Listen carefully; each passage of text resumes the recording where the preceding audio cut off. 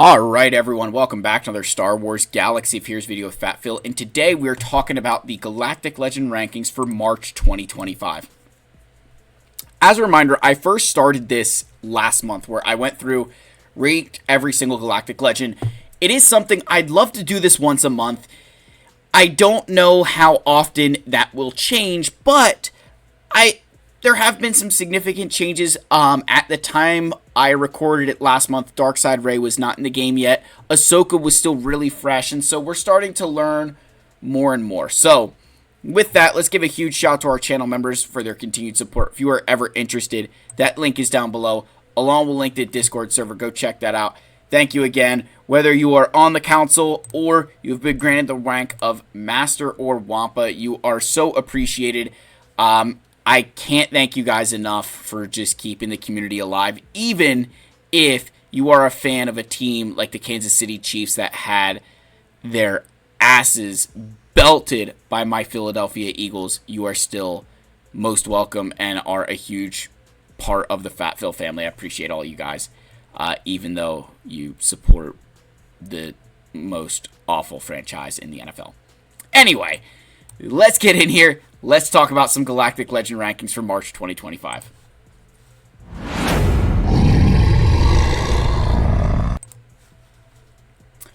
Alright, folks. So, starting off strong here, again, just as a reminder, this is all game modes. We're not just talking about GAC or anything. It's all game modes. We're going to go with the assumed team. What that means is I'm going to put Ben Solo with Rey. I'm going to have Ezra with Ahsoka. We're going to put Kat with, Jedi Master Kenobi. We're going to put Maul with Lord Vader. And then finally, we're going to be realistic.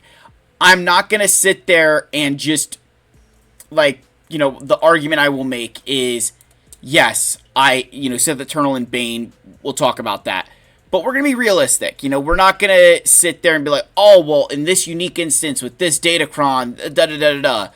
We're going to be realistic here, right? We're going to try to stay on the planet Earth. So, let's start here with Sith Eternal.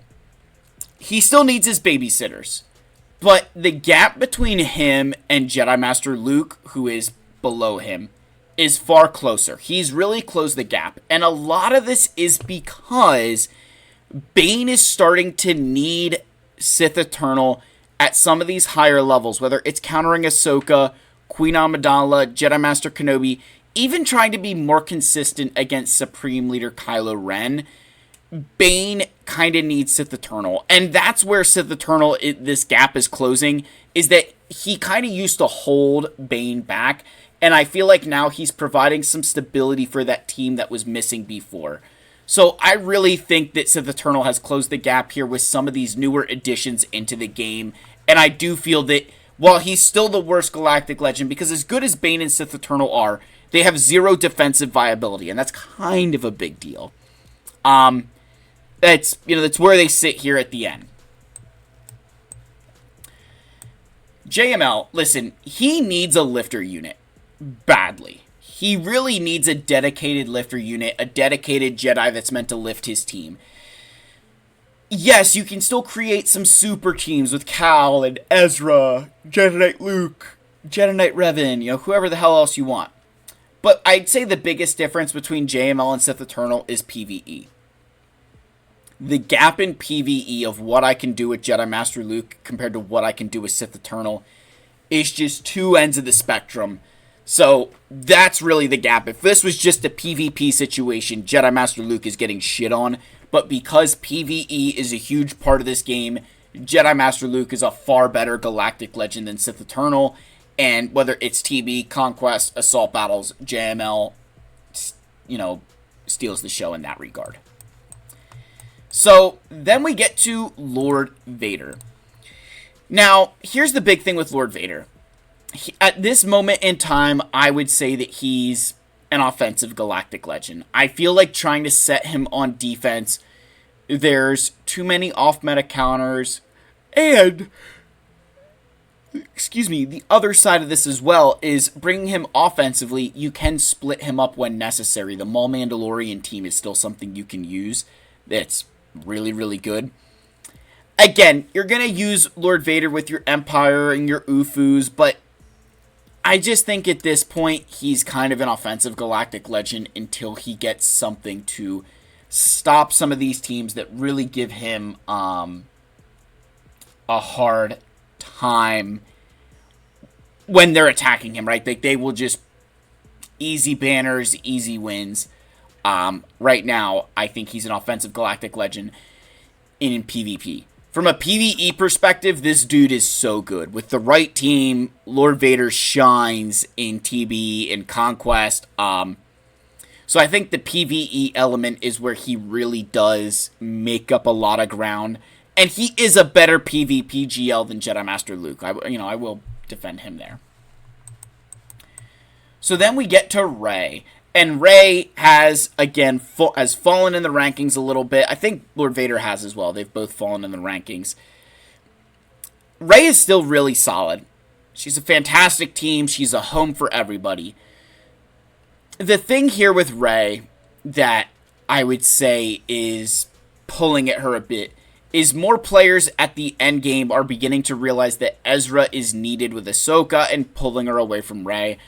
I would also say Rey has an over-reliance on...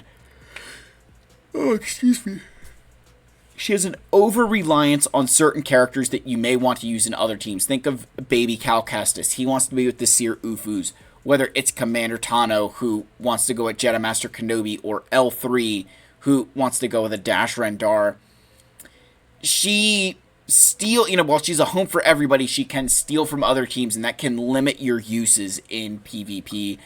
PvE, this girl's good. I'm not going to say she's great, because there's definitely some territory battles where she will get absolutely shit on, but she's still very good. I use her on Kessel. I use her on, I actually get a lot of use out of her on Mandalore. That's a really big area that she can do well. Granted, you've got to have the right team to pull that off. Supreme Leader Kylo Ren. This is a huge jump from where he was before. Love at first kiss, and all remaining systems will bow to the First Order. Listen, Darkside Rey has completely elevated this man to all new heights. Whether it's beating some of the teams that he struggled with before, having more defensive viability to the degree... Having defensive viability to the degree that you're calling out on a character like Bane and Sith Eternal to come counter you or something. Like, that's really nice. I will say that Kylo with Darkside Rey is better in every single game mode, whether it's TB, Territory Wars, Grand Arena, Conquest, whatever it is, she makes him better. It's love at first kiss, right? But I'd say the big thing here of why he's not higher on the list. Defensively, he still gets exploited by a lot of different teams, and I would argue that the Omicrons on Rey play a significant role in how this team operates. Without those Omicrons, there are some significant changes to her kit that are less desirable to counter certain things. So I think where they sit here is very fair. It's a good ranking for, Kylo. Great to see him move up, but still, still lower than these other Galactic Legends, and that's where Jedi Master Kenobi. Now, here's what I will say. The gap between Kenobi and Kylo has absolutely closed. Kylo has shrunk that gap because of what Darkside Rey has been able to do. I think Kenobi's reign on the game has been slipping for a while, and that gap has also closed because of the addition of newer non-Galactic Legend teams. Think of the Gungans, think of Baylan Skull, that have some anti-Kenobi synergy. So I think the gap between Kylo and Kenobi is shrinking, while the gap between Kenobi and the Galactic Legends above him has opened. They are now showing they are clear of him, where, maybe in the past, Kenobi kind of fit into that group. There are 3 clear GLs that are ahead of Kenobi, and I'd say pretty solidly. The first one here, number 3 slot, goes to Jabba the Hutt. Again, he continues to shine. There's a little bit of customization here and there, but I'd say the biggest thing is the biggest thing with Jabba of what's going to keep him from climbing higher, I would argue it comes down to oh, excuse me, sorry. God, so much. In 3v3, he can get exploited, but I would more so argue that Jabba's entire strategy can get foiled by a very good Dr. Aphra team. And you could say, oh, well, they're going to have a really good Datacron. Most Jabba teams have a really good Datacron too, so it's kind of a wash there. But I would say with Jabba, the other thing that does hold him back is, while yes, he does have a mission on every single planet, it's in the mixed zones. And so if you try to use him in a light side or you try to use him in a dark side zone, he's not gaining nearly as much benefit from his team. And then the other argument I will make here is that a lot more of the GLs below Jabba will counter him. You know, JML has a good chance. Rey can, Kenobi can, Kylo can, Lord Vader can. So while he's still a very good galactic legend, what can potentially beat him on, you know, on defense is a pretty substantial list. Number 2 is Ahsoka Tano. I feel like this is pretty self-explanatory. She needs Ezra at this point. She really needs Ezra to get the best out of her kit. I love Ahsoka. She is getting a lot of help from the Datacron, and not just the level 3 or the level 6 and the level 9, but the stats along with it she's getting a benefit from, and that's something we're going to have to get used to, where this is a team that does well on offense, it's a team that does well on speed or defense, whatever the case is, they are good at it and they benefit from it. So when I look at the game and I look at this team and I think about, you know, the future, what I would say is that while yes, Ahsoka's DC is helping a lot, many other teams are also getting a similar amount of help and still struggling to beat her. I think Ahsoka is a good team to set regardless of the, you know, GAC bracket that you're in, if you will. And then that leaves us with number 1 is Leia. Listen, she's our princess, right? Like, we love Leia Organa. She is brilliant, brilliant, brilliant. The biggest thing here is just how unreal it is, the amount of characters that overlap with this character, the amount of characters that, you know, can fit into this team. It is substantial, and the amount of work you can do with them in terms of what they will beat. I mean, they beat everything. This team is beating Ahsoka with Ahsoka's good Datacron because of what Drogon does. This is a phenomenal team. Absolutely one of the best Galactic Legends. The best Galactic Legend in the game. There are definitely some counters that are a little bit cheap. You know, Bane can sometimes take this out, but I've also seen Bane fail to this multiple times. And there's a lot of GLs that they cannot beat Leia. So I still think she deserves that number 1 slot for the time being.